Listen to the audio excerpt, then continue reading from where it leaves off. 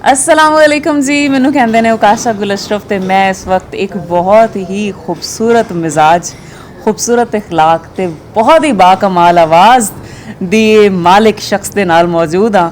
तो यकीन करो इस बंदे दी ऐसी आवाज़ है, लोगों की आवाज़ ना तुहाडे कन्नां तक पहुँचती है।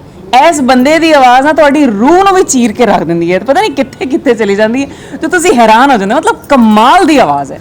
बहुत सोहना सूफी कलाम पढ़ते हैं तो जिथे देखो कोई खुशी का मौका है, किसी को रवाना है, इन्हों की आवाज़ से ऐसा असर है, हसा भी देंगे तो रुवा भी देंगे।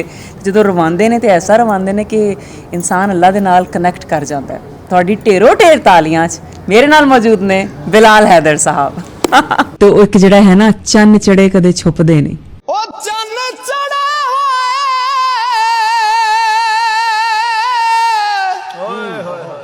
कभी नहीं छुपदे गुरु छुपदे नहीं विच चलिया दे।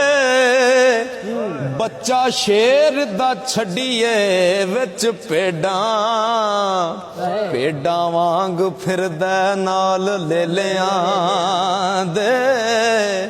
ते जेड़े सकियां पुत्रां दे सेक होंदे कदों हुंदे ने दर्द मत रलिया दे।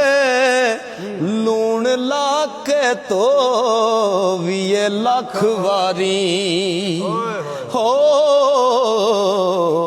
कोड़े रहन सवाद कर लिया दे।